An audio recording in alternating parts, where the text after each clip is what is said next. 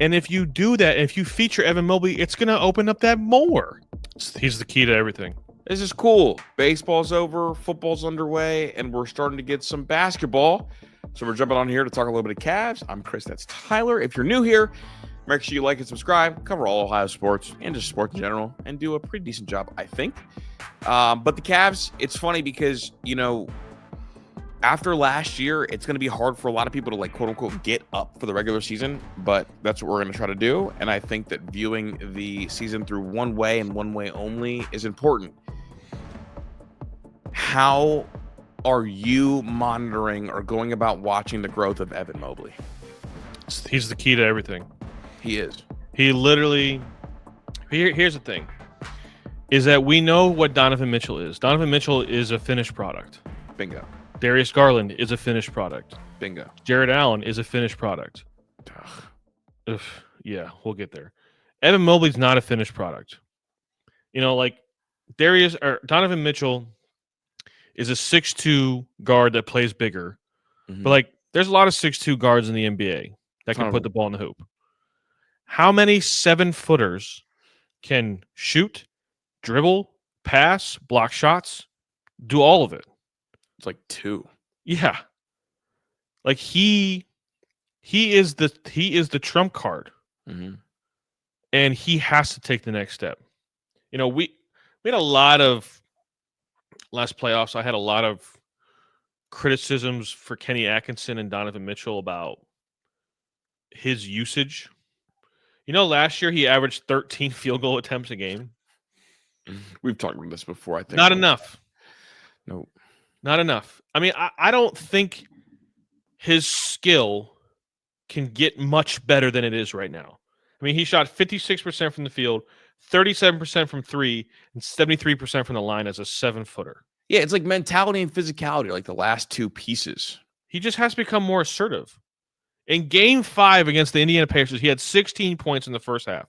They had no answer for him. Nothing for him. And then he disappeared in the second half. And, whose fault is that? Is it his fault? Probably a little bit. I think I blame him more than I blame the coaches, but at the same time, you got to hold his feet to the fire. Hey, we need you, big dog.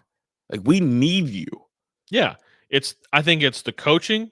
I think it's Donovan Mitchell. And I think it's Evan Mobley. I think they all deserve blame for that. Donovan Mitchell has to, make him play. Make him be active. I put it less on Donovan Mitchell because absolutely.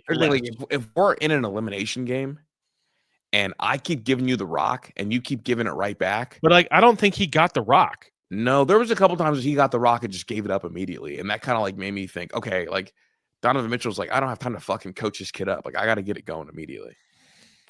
He has to do it because he's the variable that we don't know. Yeah. Going into every game, everybody knows what to expect from the other 3 guys. And he's the one that has to be better. 18, 9, 3, and 2 were what his stat line last year. That was his average. He needs to be a 24 and 12 guy. I need 24 and 12. I don't even care about the assists. It's going to open up the offense all around him because I love Donovan Mitchell and kind of the way he operates, but his style of gameplay doesn't get a ton of other guys opportunities. But if Evan Mobley takes over games, it's going to naturally give guys other opportunities. Yeah. I mean, this team was the only team in the NBA that made 10 3-pointers a game. They made 10 3-pointers every single game last year. Only team in the NBA to do that. And if you do that, if you feature Evan Mobley, it's going to open up that more. Yeah. They have to. He's the key to everything. As he goes, they go. And it's never going to get better than this for a LeBron-less Cavs. This is as good as it's ever going to be. That's probably very dramatic, but the East is bad. It's real bad. Yeah, it's barren right now. I mean, the best players in the East are not playing, like Halliburton and Jason Tatum. It's just barren right now. Yeah, I mean, you have the Knicks. I think the Pistons will be better, but they still have a ways to go. They could be dangerous. It's Knicks, it's Pistons, and the Magic. Yeah, because I think Paolo is I think Paolo is really No, good. he's really good, and they're fantastic. Actually, they're going to be really good. They're going to be like last year's Houston Rockets, if that makes sense. Yeah. So in that sense, he has that's the question: is Evan Mobley will Evan Mobley take the next step? It Yeah, seems like he's gotten bigger. if he does take the next step, they sleepwalk to the Eastern Conference semis or Eastern Conference Finals. Yeah. I mean, he just like he's the key. There's some other questions like Darius Garland needs to stay healthy. Lonzo Ball, that addition. How big of an addition do you think that is? Huge glue guy, playoff minutes, attacker and distributor, and his game complements Evan Mobley so much. Where if Evan Mobley like gets hot and they're in there together, like he's gonna also give him so many easy looks and easy chances to kind of score the basketball, and for Jared Allen too. Like he is a true old school, 2011 style point guard, and that matters when you talk about depth on like bench units. Well, the bench unit I think could actually be a strength. Max Strus is going to be out for about a month. Yeah. But you have Lonzo Ball, Max Strus, Craig Porter Jr. Wow. Craig Porter Jr. I think is a good young player that can contribute, come in and play defense, play hard. Jalen Tyson's the same way. But Thomas Bryant and Larry Nance Jr., I think Thomas Bryant is going to be one of the most low-key signings that provides big returns. I like him a lot, man. He's big. He's physical. He likes to rebound. And he also can shoot the basketball. Yeah. He doesn't shoot the ball with both hands like the other big they had on their bench last year. I mean, last year he shot 32.4% from three, which is manageable. And then also you can leave him out there late in games because he's shooting over 85% from the free throw, from the stripe. So he can play late games without you worrying about kind of some of the foul trouble. And he's a lob threat. And he's a real tough kid too. Not kid, but a tough young man. When Jared Allen, when the lights get very bright and he doesn't want to bang anymore, you have to take him out of the game and put in Thomas Bryant. Bingo. And Thomas Bryant's a better free throw shooter than him too. So like you worry, you just worry less. I think this second unit is gonna feel different than last year because Ty Jerome leaving, Ty Jerome went off a lot of games scoring the basketball. Mm-hmm.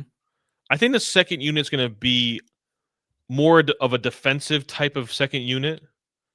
That's going to like make it kind of look ugly. I think it's going to be a very exciting version of Cavs basketball when the second unit's out there. I don't think this season's going to look and feel like it did last year, though. I don't think they're going to win 60-plus games. Mm-hmm. I think it's going to be a little ugly at times. It's going to be a little sloppy because I think this roster is built for the playoffs. And they're going to just, Lonzo Ball's not going to play back-to-backs, which he shouldn't. There's going to be guys coming back from injury. Darius Garland's not going to be back right away. Like I said, Max Strus is going to be out for about a month. It's going to feel a little choppy, I think, for a little bit. But it's going to give a lane for guys to like show that they can do it. Like Sure. The early month of the season is like there's going to be minutes and shots up for grabs. You got to make the most of it instead of us just overloading our stars early in the year. Yeah. I mean, their over-under win total is 56.5. It feels low. I think it's kind of right on. Fucking I don't see a 60 win. I don't think they're going to have 60 wins. I guess I just went to 60 wins because of how like the bodies that are going to be out in the East. No, I get it. I just think I don't think they're going to be as good defensively. That probably checks out. And I think, I think the score, they're going to have to figure, it's going to take some time. That scoring on the second unit, where is it going to come from? Because like I said, Ty Jerome would kind of like out of nowhere would give you like 30. Well, he was a fill it up guy. Yeah. And they don't really have, I don't think they have that. No, I mean, on the bench. And it's not like, and I think they'll figure out a different way to win, but it's going to take some time. Yeah. So I think they're going to take a little bit of a step back defensively, and it's going to look and feel a little bit different offensively. I think it's going to be a lot more attacking the rim, maybe a little less 3-point shooting just because of who they have. But not that Lonzo Ball can't shoot. Lonzo Ball can shoot. He's comfortable shooting. Yeah. And if it's there, he'll shoot. I really am just super curious as to the rotations that Kenny Atkinson are going to put out there. Because last year, it was Darius and Jared would play together, and then it was Evan and Donovan would play together. Mm-hmm. Well, 2 years ago with what's his face? Who was the coach? JB Bickerstaff. It was Darius and Evan would play together, and then Donovan would play with Jared Allen, and it didn't work. Last year seemed to work. However, do you think that Evan Mobley's progression and more assertiveness is going to have to come without Donovan on the floor? I think to start, yes. And I think once he grows into that role, so I think early in the year it would be a chance for him to kind of do it without Donovan on the court, and then make him be that, like, get Donovan in games while Evan Mobley's rolling and make Evan Mobley keep dominating.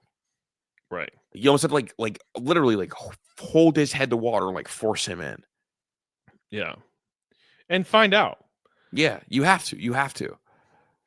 You when, and it's not like we don't need to see it when they're playing the bad teams in the East. I don't need to see it then. I need to see it when they're playing the Knicks, when they're playing Orlando, when they're playing Detroit, when they're playing the Thunder, when they're playing the Rockets. Mm-hmm. You know, what can you do? Because you're our unicorn. You're the guy that's different from everybody else on the floor. Yeah, well, yeah, you're the guy that, like, when they're going to show us their best weapon, their best piece of art, we need you to be our best piece of art. Correct. Because, like, others, like the good one's the Rockets, right? Like with Kevin Durant, let's see what you've got. I mean, against the Thunder, like, they've got Chet Holmgren. Like let's see. Like, we think you're better than him. Show us. Correct. I do think the underrated thing that they're doing is they are starting DeAndre Hunter, and I think that they should have done that last year. I think when you play two undersized guards, you need to play your wing needs to be big. We both said that, and we think they were scared to do it because they didn't want to, like, disrupt the chemistry because they feel like they got like a perfect mix because they were winning a bunch of games last year. Yeah, they were, and they won some games against some really good teams. I mean, they won 62, 3, 64, something like that. They won a bunch of games. They were the first place team in the East all season. Yeah, wire to wire. And so, you know, but I think Max Strus, a thing that I like about DeAndre Hunter in the starting lineup is you don't have to, like, run plays for him. Mm-hmm. You don't have to, like, create offense for him. He can get his shots within the offense naturally. And I know I hate doing it, but it's like what Popovich said about, like, young Kawhi Leonard when they won the finals. He was like, we didn't call a single play for Kawhi. It was just kind of run around, go out there, and if you catch it, shoot it. Right. You can create your own offense. Like, we don't need to run plays for you because you're the style player, the, like, mid-range 3-pointer or attacking the hoop. Like, if you're two dribbles, like, let's get to it. Like, we like what that means and the amount of pressure that can apply on a defense when you feel a lane that you want to attack in. Yeah, and Strus on the floor to second unit with the two bigs that, not that Thomas Bryant spreads the floor, but Larry Nance doesn't really spread the floor. So you want to have somebody out there that can also spread the floor with Max Strus. And Max Strus is a sniper. Larry Nance kind of, like, oddly, like, reinvented himself last year. Did he really? It was kind of weird. That'd be interesting. Dude, Larry Nance last year shot above 40% from 3. Wow.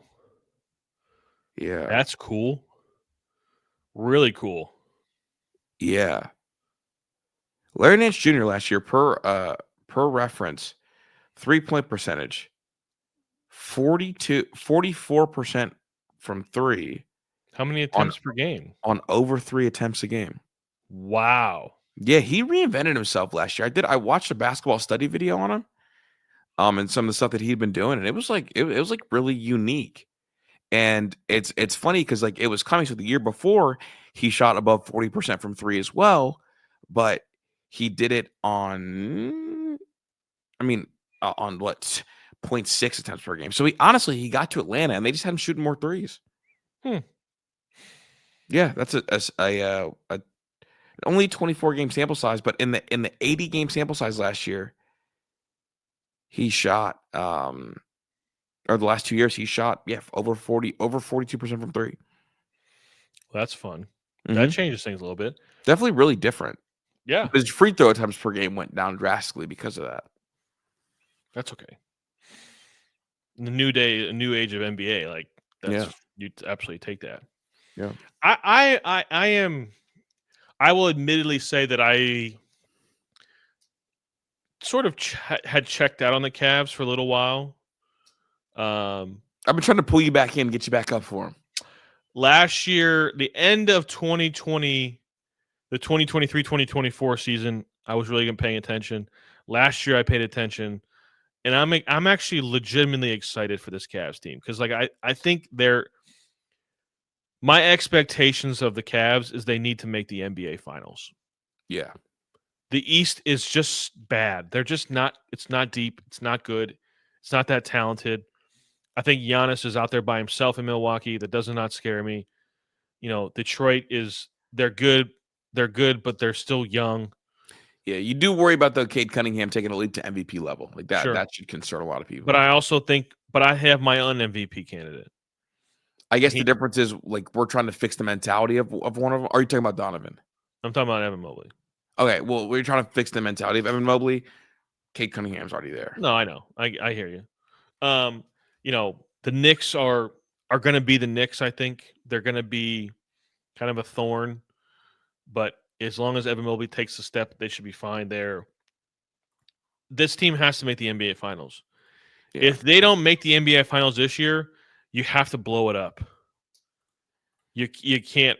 You have to blow this core four up. And you just can't. You're not willing to keep doing it. So the pressure is immense, and I think that should be. And I think it's fun. I think it's great to have expectations, and I'm looking forward to seeing how they develop Evan Mobley throughout the year. Not that, and yeah, the narrative of like, well, this season doesn't even matter. It's just what happens in the playoffs. There is some truth to that, but I think we're going to be learning in stages throughout the season. Yeah. And it'll be fun to see, what it looks like. And I think we're going to know probably by the end of January, we're going to know if Evan Mobley has taken a step or not. I think we'll know really quickly, actually, like quicker than that. Maybe. But I think, I think we have to know by January. Yeah. Because if you don't know, then then you're going to be asking Kobe Altman to make another move to like add a piece. Not that he can't do it because he's good at that too. He's done a good job. You are much more in tune with the Western Conference than I am. I know that the Rockets are super tall, like the whole team super tall, and it's a wild thing. Yeah. I know the Thunder, obviously the defending champions. The Clippers are good. The Mavericks are. Have you ever seen something like that before, where they've kind of just recovered after trading their like all NBA player? Well, yeah. I mean, I don't know how good they're going to be this year, but obviously, like they went through a unique pivot and ended up getting the number 1 overall pick. But like Anthony Davis is still like a top 10 player in the league when he's healthy. They went and did like the smart thing. D'Lo, Klay Thompson's there. And then Cooper Flagg's there as well. And is Kyrie going to play this year? I believe not early, but later on. So let me ask you this: if they're healthy, if the Mavericks are healthy, are they the biggest threat to the Rockets and the Thunder? They have to be, right? Well, probably the Clippers. Like fully healthy, Clippers are probably a bigger threat. Really? Than the Mavericks? Yeah, I mean, because Kawhi and James Harden are still like, I mean, we saw how they got it going in last year's. Like when those two are on the court, they're a ridiculously talented team. And then also like the team that everyone loves to forget about, which myself included, like the Nuggets. True. Like the West is crazy, dude. Do you think that helps? The winner, they get the Cavs come out of the East, knowing that whoever comes out of the West had to go through it. Yeah, like they had to go through like a tattered team. Yeah, I think that absolutely helps. And then Who's it's your like, pick? what is Wembanyama going to be this year? Like, the West is such a battleground. But I think if I'm going to like power rate the teams in the West, I would go Thunder 1, Rockets 2, Denver then 3. And then that's when you start to like talk about like the Mavs and that 4 slot. And it's like, Clippers. what do you think Golden State is? Like that's like that next like group of like murky teams. Yeah. Oh, I forgot to mention this about the Cavs. You know they have the most expensive starting 5 in the NBA? Yeah, I thought you were gonna bring that up, and that's actually crazy.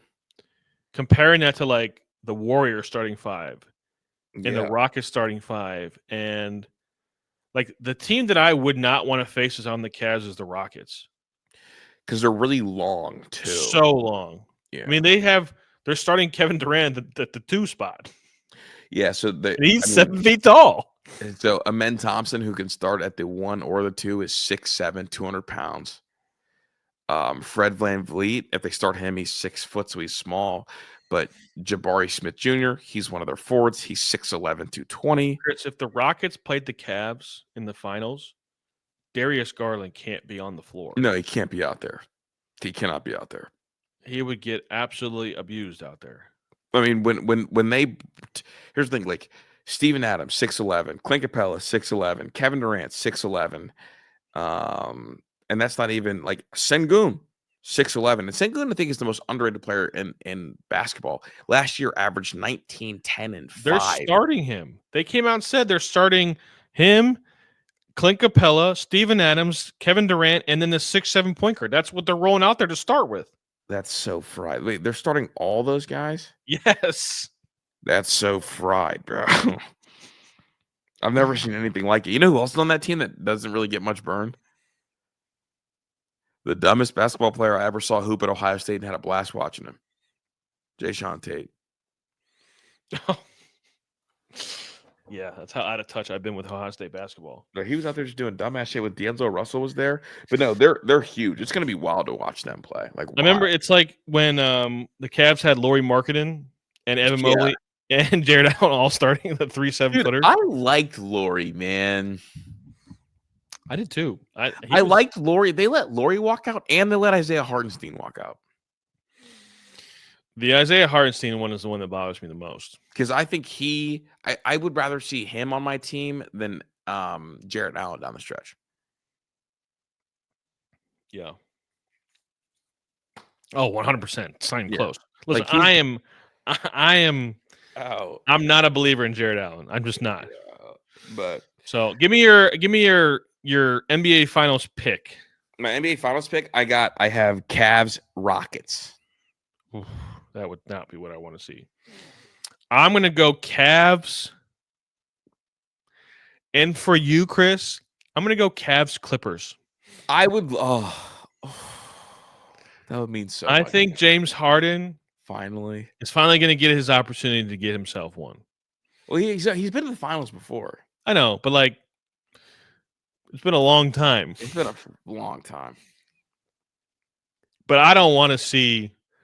I don't think I want to see the Clippers, and I don't think I want to see the Rockets if I'm the Cavs. Those are the two teams that I don't think I would want to see at all. I think Amen Thompson is the best athlete currently living. Wow, what a take! Yeah. I mean, the matchups alone with those two teams, I think we match up very well with the Thunder. I think Shai is a problem, obviously, but like I think we match up everywhere else, especially with DeAndre Hunter in the starting lineup. With the Mavericks, I think they're just too many guys that are made of glass. They're like, the health question is bigger than the Cavs health question. But no, I think we're going to be in for a very exciting team, a very exciting season. And it's going to be a lot of like hemming and hawing and like kind of looking bored. And we're going to be kind of not disappointed, but there are going to be times where we're going to be a little frustrated, I think, with this Cavs team. But this team is built for the playoffs. I think everybody needs to realize that, understand like this is an 82-game march of figuring out who they want to be, how they want to do it, what it needs to look like, and how it needs to feel, so that when they get to the playoffs, they know exactly what they need to do, who is going to be on the court when it matters. That's And, the like biggest question. and, like, not afraid to call things out before it crumbles. Like, Correct. calling things out as they win games, acknowledging that could be why they crumble down the stretch. So, this Correct. is a good Cavs preview, big dog. Yeah. I'm looking forward to it. I think it's going to be fun. I think it's going to be a nice change of pace for us. I know we do a lot of football. Yeah, but this will be our first year full coverage front to back of the Cleveland Cavaliers. Correct. And it'll be fun. I'm looking forward to it. I think it's going to be a nice, like, I would say that we are football first, but I definitely am looking forward to talking about the Cavs and covering the Cavs and, watching the games. I think going to Cavs games are a lot of fun. Yeah, Cavs games are a lot of fun. So I'm going to try to get Kris to come out of his shell and come to a Cavs game with me. I would do that. I would go to a Cavs game. I like Cavs games. So, but yeah, looking forward to it. I got the Cavs. I'm going to take the over by a half game, 57 wins, and a trip to the NBA Finals, which means basketball in June. So Bingo. let's do it. There you go. I'm Kris. That's Tyler. Peace.